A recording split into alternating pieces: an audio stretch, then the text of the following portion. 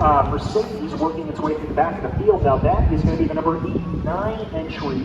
The Red Tech Motorsports with Tommy Johnson behind the wheel of the car. That's a GT4. Those GT3s and the SRO3s look very, very similar, but don't let your eyes deceive you. They are different cars indeed. Now the field coming around once again. We are still under yellow flag conditions here at this point.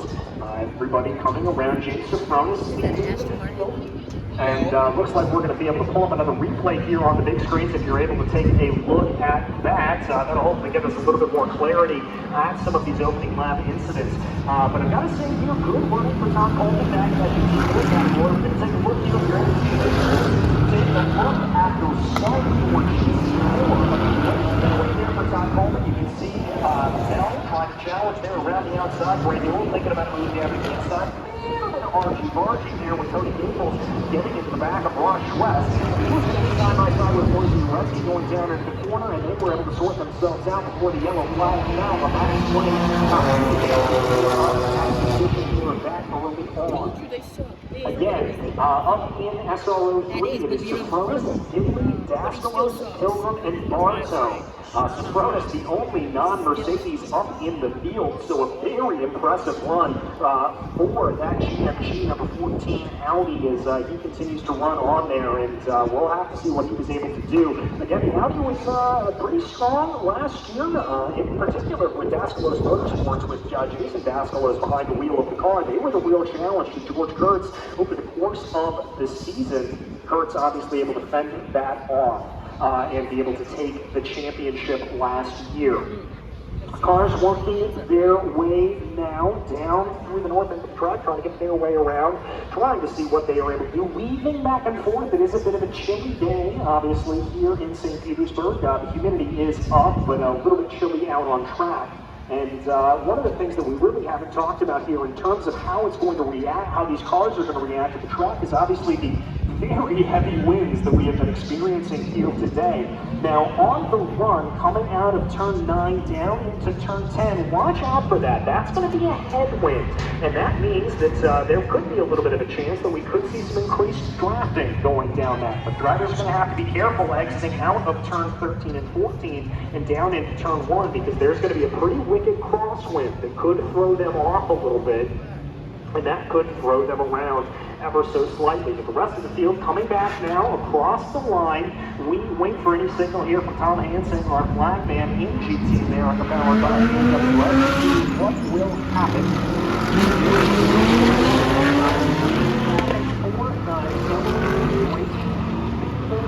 Temperatures, those great temperatures up. You don't want to let any of that dip down, because when you try to go down and brake in turn 1, if your brakes are cold, if your tires are cold, you're going to find yourself skidding out into that outside runoff area. So right now, everyone just continuing to work their way around and continuing to get their way through as we are under 30 minutes to go here. Again, this is a 40-minute race, and if you like the racing action that you see here, make sure you're back with us tomorrow, because we will go racing once again at 12:15, as that is going to be what it was for them. Getting a little bit of clarification, by the way, on exactly what put some of those cars back down into retirement. It looks like the 04 had a radiator problem, and they will be retiring there because of that. The TXDT cars obviously can't set a fast lap. That's going to make for a very, very interesting race tomorrow. Remember, the qualifying for tomorrow is going to be set by the fastest laps for these drivers. And so that means that both of those DXDT cars will be starting at the back of the field tomorrow. Now, we know their outright pace. We know those are two very quick Mercedes, and so we will have to see what they're able to do, slicing and dicing their way up forward. Cars working their way around here on another lap under caution. The signal, obviously, to you race fans will be when those lights go out on the safety car. That will be the moment that we are able to return back to green flag racing, and we will keep you abreast of that as things go along. does look like that Aston Martin grouping up at the front of the GT4 field continues to be as strong as ever, as they now work their way into turn 13 and 14 after the GT4 entries right now. Yellow flag conditions still apply. They work their way around some good position in there for Hillside Racing. We haven't really got a chance to talk about them. A new partnership announced with Lockdown Brothers, bringing on and Silva, bringing on in the Arzo here into GT America. That is obviously a deal here of the Hillside Racing World Challenge. And we are delighted to be able to enter and to welcome them into the GT America paddock. One of the most successful teams in the history of Fanatec GT World Challenge America. And so having them here in GT America powered by AWS is a real treat and really wonderful to see, especially them pairing up with Barzone Brothers. But now as we look out on the track, no, race fans, your eyes do not deceive you. It is time to go back to green flag racing as the lights are out on the safety car, and we are ready to get back here, and we will let these GT cars tear it loose on the streets of St. Petersburg. Cars working their way down out of turn 9, coming down this backstretch. That's the area that I talked about. You're going to have to watch out for a little bit of that headwind that's going to maybe present a little bit of good drafting opportunity for some of these drivers.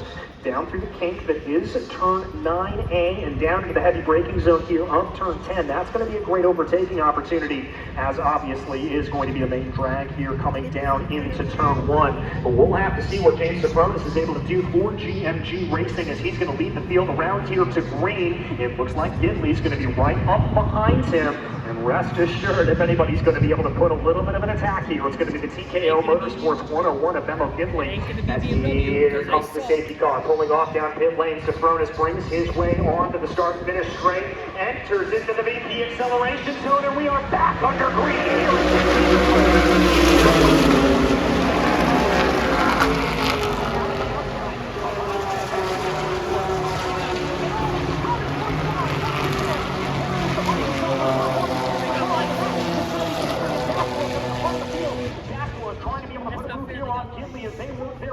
Turns 2 and 3 right now, trying to see what they're able to do. Ooh, Daskala poking his nose to the inside, down into the braking zone of turn 4. Now pokes his nose back to the outside, forcing Gidley to go a little bit defensive. He's going to find a little bit of squiggliness. There is Jason Daskalos in the number 27, but he's able to hold it together. But that little bit of a slide is going to allow for Gidley to start to slip away a little bit here. Again, a little bit of a bobble for Jason Daskalos coming down into turn 9, but he's going to be able to hold everything together here at this point. They continue to work their way now down through that fast section of the track, down through turn 9A. I can tell you that James Sapronis has been able to recover back into P3 in the SRO3 category, as now they fly their way down through turn 11 into 12 and 13 here. Trying to see if at this point there's going to be able to get a run at the front of the field, as it looks like Gidley has been able to pull out a little bit of a gap here on Jason Daskalos. Let's call that about 5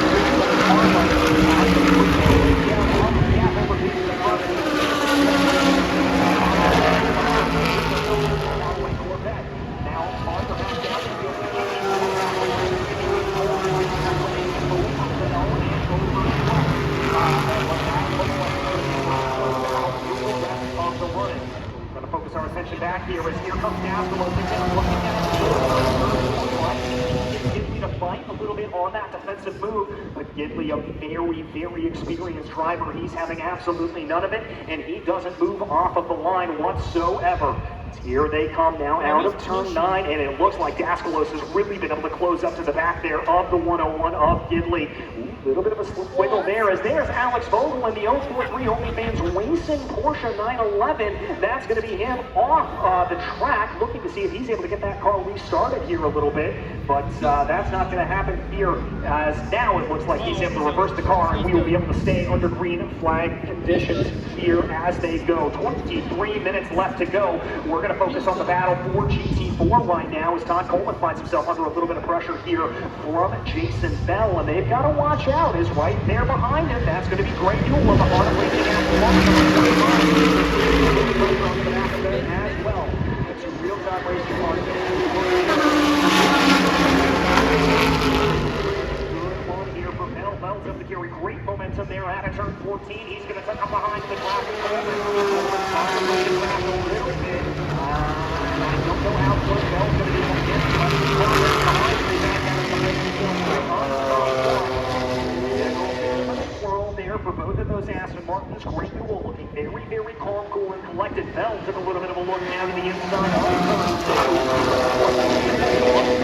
A couple of positions, calling about 3-4 car lengths now the gap. And now Great Newell is going to be one looking hungry, trying to be able to get a little bit of an attack here. And there they go, down into turn 4. That was a little bit of a chop off for Todd Coleman. He was able to get that done and close the door on Jason Bell. On to the back of that number 69 Archangel Aston Martin, as they now come out of turn 9 down the back straightaway here. Now that car up ahead of them, that is going to be Andy Wilson in the Flying Lizard Porsche. I can tell you, by the way, up the front of the field, Italy out of his sights yet. We'll keep you abreast of that battle as it continues to rage.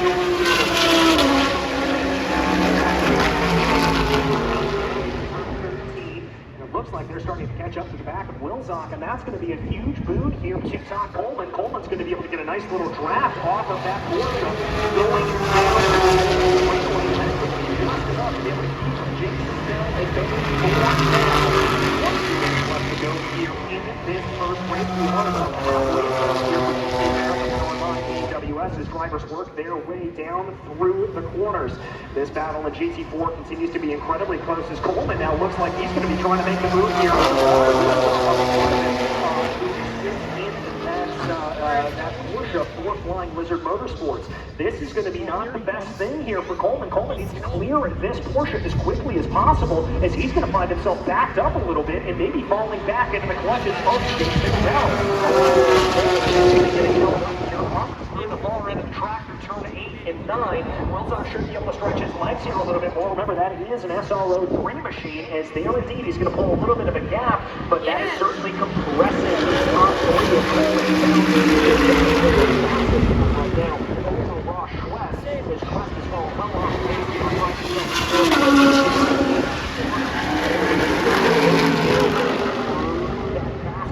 Section that leads its way down at the hairpin. We're going to check in on another little battle, though. That is going to be the battle with the number 43 machine. That's Andy Pilgrim leading over Anthony Bartone, and the Michigan Motors Callaway Corvette piloted by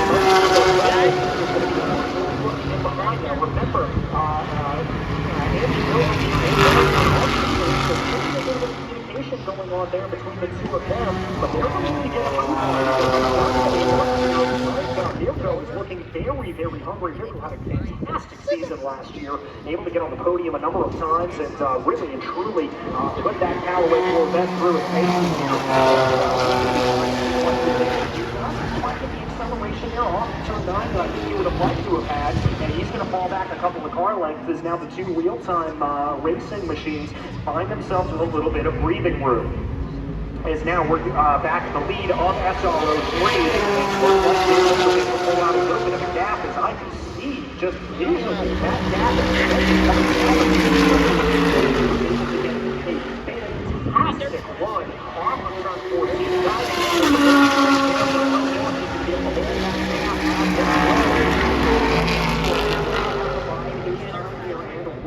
As James Surprise there for GMG Racing, he works his way through turns 2 and 3 right now. He finds himself a little bit farther down in the order, not nearly as close as I think he would have liked to have been here at this point, but that mistake going into turn 1 was remember, it is flat traffic. These SRO3 class, they're going to find themselves coming up in the when that happens, things are really going to change around. It actually looks like here that they're going to come on the back competitors, and I believe that's going to be Alex Vogel in the OnlyFans Racing Porsche, as it looked like there Daskalo's giving a little bit of a flash of the headlights up to Memo Dibley, who's trying to see if he gets they're really starting to close in. As I believe Alex Vogel has gotten out of the way, left those two on by. The gentleman was big there, as they're going to bring their way now out of the final corner. And again, the launch off the line.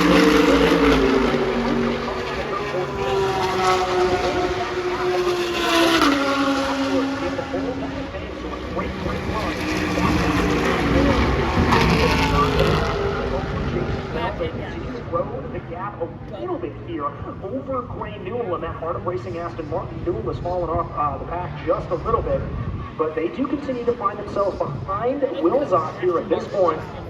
Wilczek able to just keep ahead of them courtesy of the faster top speeds of that. They're going to have to worry about it here at this point. Jason Bell just tucking up behind his grasp, trying to see what he is able to do. I think maybe 5 minutes for a lot of these drivers. We're not seeing a lot of very aggressive moves down to the inside, down to the outside. It's a lot of what they're able to do. And speaking of that, there we go up at the front of the field. Unless my eyes deceive me, indeed it is. Jason Daskalos has been able to get by Dimley here, and Daskalos is going to assume the lead of the race. Now they're going to be working for Tommy Johnson. And it looks like they're beginning on one on the line. Just the first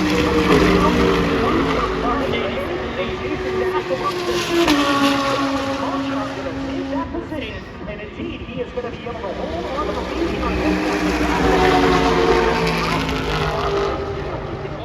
Couple of practice sessions, now finds himself not only up at the pointy end of the field, but leading the championship here early on. So a great race here for Jason Daskalos, but he's got to hold on to it here for another, let's call it 15 and a half minutes. And we all know that around the streets of St. Petersburg, holding on to that car is easier said and done. As right now, here they go. Remember, was able to get some fantastic runs coming out of turn 14. We'll have to see if that's able to be replicated. Now, a little bit more down to the outside there of Todd Coleman going down into turn 1. Bell not able to get the move done here quite yet, but he's going to have another chance going down into turn 4. Breaking zone. Coleman goes a little bit defensive, just trying to cover off the line a little bit. Bell's going to keep right in the middle of the track. Sit down through turn 4, trying to close that gap onto the number 69 Archangel machine of Todd Coleman. That Archangel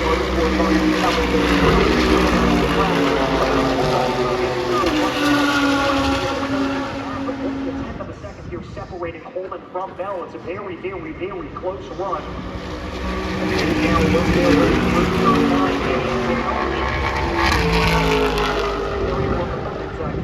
Passed by Daskalos on the last lap.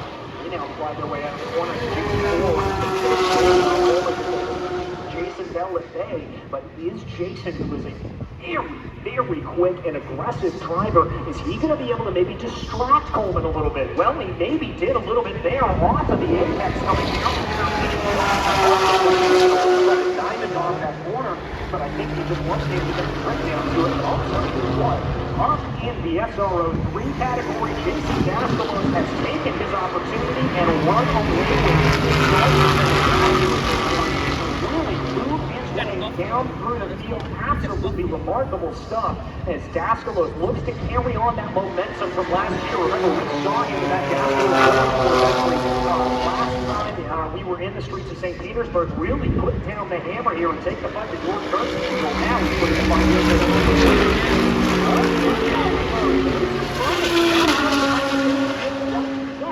That's GMG Racing Audi doing a fantastic job to be able to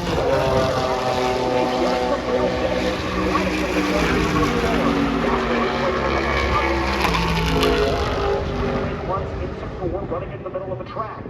Give a little bit of a look here farther back down in the field as it looks like we've got the real-time racing cars trying to work their way by Nick Shaney and the Harris Cowards race team Toyota GR Supra, and it looks like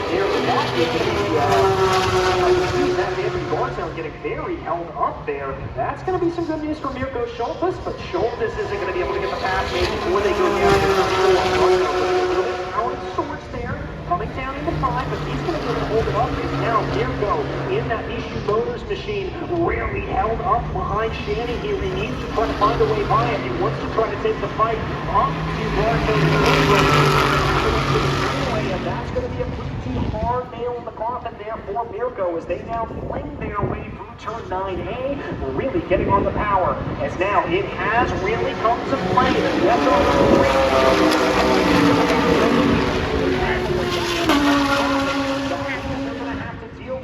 Getting by a couple of those other cars. How are they going to be able to handle that? Well, we've got about 12 more minutes to be able to find out how it will go to real-time racing. Marshall running victory. One down way by the big straightaway. That battle taking off a little bit more. Stephen Weber getting passed right now by your leaders of Dascalos, Gidley, and Sophronis. And I've got to say, James Sophronis here has closed up to the back of Gidley. That Audi is moving and cooking here at this point. He doesn't just want a podium, does James Sophronis. He wants P2 away from Gidley, and he is looking as they now come out of the He pokes his nose to the inside into the braking zone for turn 10. Back in the line, continues to go around here, just trying to see if he can scare Gidley off the line a little bit, but Gidley not dissuaded. He's going to keep on going. They now flip their way down into time 13. Breaking from Sophronis. He is hungry. He wants to run, but I'll tell you who again gets a great run. That's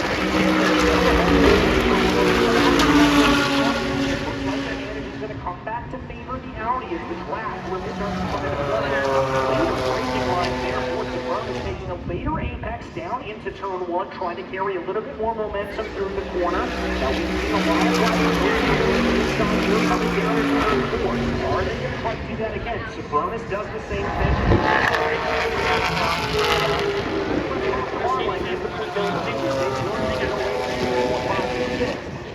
Sophronis really putting pressure in the back of the field, trying to see if he's able to elicit an error. Remember, this is a street course. Those walls are so close on either side. It is just a mere matter of making a slight mistake, and that can be your race over. Dascalos up in front of the field, giving a little bit of a flash of the headlights to a couple of the GT4 cars up in front of him, as there they come down to the braking zone for turn 10.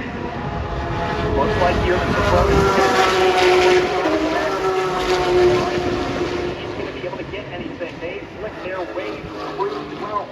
The sparks coming off the back of Gidley's car here at this point. It looks like that car's bottoming out at different points over the track.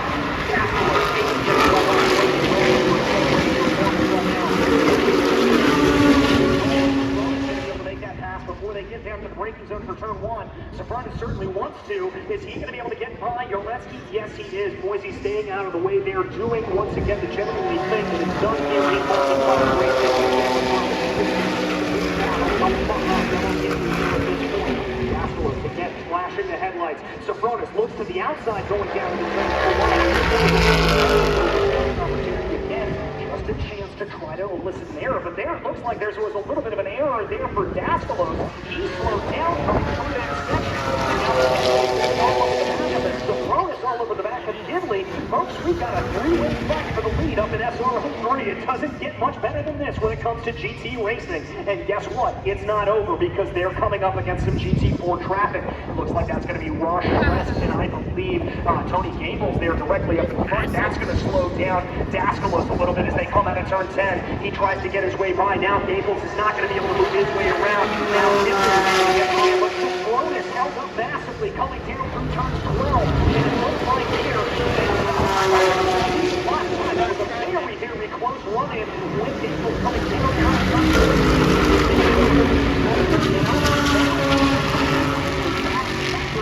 The attack here at the back of Jason Dascalos. That's going to be the Rentec Racing Mercedes there, running a little bit wide. Is that going to hold up Gidley? Yes, it is. And now Jason Dascalos is the one who's got a little bit of time. He's going to be able to feel this one a little bit more. Gidley is there to pass it out there. Sophronis now moving his way up into the closer position. He's going to be directly behind Gidley here at this point, but traffic becoming a big problem here for all of these drivers. Sophronis now trying to move the inside off Gidley, and they have officially caught back to one another, and they now come against Ray Newell, who is third in class in that GT4 category. Gidley moves down to the inside of the braking zone of turn 10. Sophronis is going to follow him. They both take a little bit of a shallower apex down into the corner. They're able to continue on here at this point. Sophronis just keeping pressure to the back, trying to elicit a little bit of an error. Now with this one there, what are they going to be able to do? Is Gidley able to get that same acceleration off of turn 14 that we've seen him do? Then he's going to be not going to be by Alex Bogle. Not not looking like it. Sapronis with a very late maneuver down to the inside. He's going to be able to move his way by that only Porsche. And that's going to be able to get clear by the way, we are 10 minutes left to go here in this race. Less than 10 minutes left to go in this race. That is just how fast good GT racing flies down. That's the leader of GT4 in the wall. I believe that's coming into turn 4. He is in the tire barriers trying to reverse the number 69 Archangel racing machine, and it looks like they're just carrying too much speed into the corner and headlong into the barriers. That is a very, very tough run for Todd Coleman, and that is going to give the over to Jason Bell. Bell finished second last year in GT4 competition, barely losing out in the last round to Ross Schwest. And I'm sure that he would love to be able to start this new season off on a high, joining a new team here this year, joining up with Flying Lizard Motorsports, bringing that Aston Martin into the fold, and that is exactly what Jason Bell wants to be seeing here. In SRO3,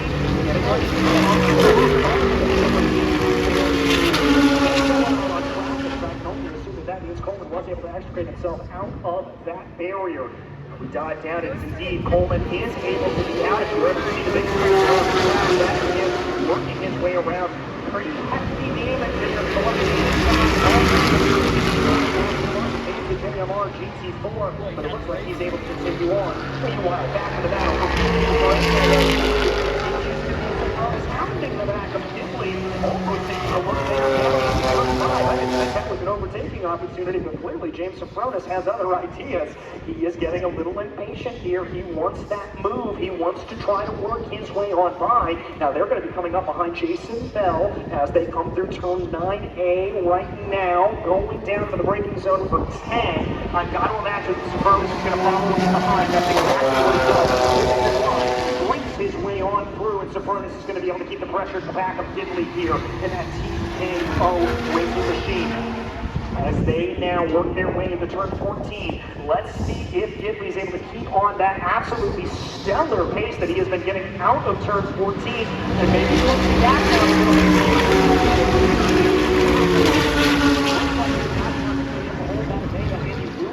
in the Flying Lizard Motorsports Porsche that they are going to have to work their way by. He is a lap down. Looks like again there, James Sapronis taking a little bit of an alternate line down into turn 1. Now I'm not sure if he's trying to gain a little bit more speed, if he's trying to get into the line, if he's going to go around, he's trying to see what he can do, but here they should have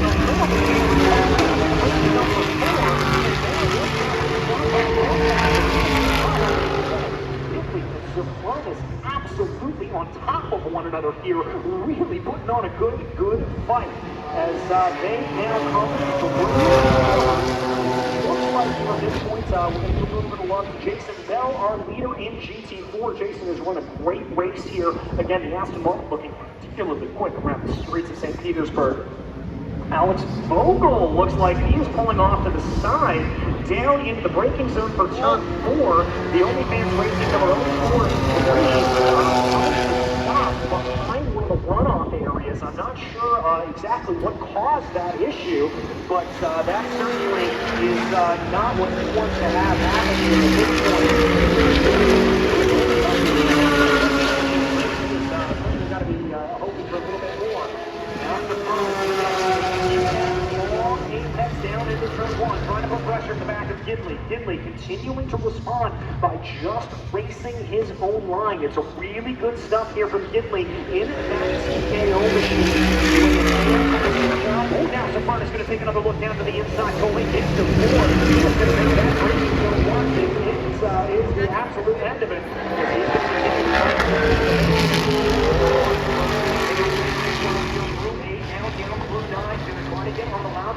Now that's going to be Nick Shannon if they're going to try to get by, and unless my eyes deceive me, I do believe they've been able to catch up to the back of your leader, Jason Dastor. Dastor is a little bit behind the Race Team of of Nicholas Shanny. Now onto the braking zone here into turn 10. Sofronis backing off just a little bit. But again, Daskalo looking like he may be vulnerable here in the final 2.5 minutes as Gidley has certainly been able to close into the back of it. Again, a lot of sparks coming out of the back of Gidley's car. He's doing a fantastic job. Sofronis taking a look at the outside. I don't think that's going to be the line he wants to take, but coming across the line here with just about 2 minutes to go.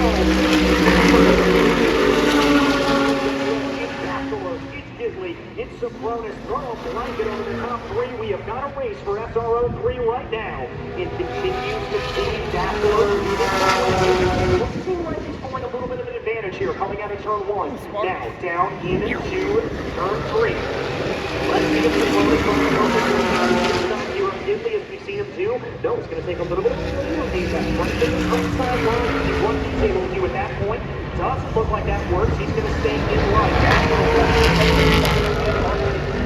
Sofronis about 5/10 of a second behind Gidley. Although I think that gap is coming down a little bit more as they now work their way out of the final corner on the north end of the track and begin to bring their way down here through 9A, down into turn 10. Here's the braking zone. Gidley, Sofronis bringing the cars around. Now they're going to be coming up behind one of the BMWs. As bad news for fans of the number 5 machine as that Black Dog's speed shop machine is coming down into pit lane right now. And that, of course,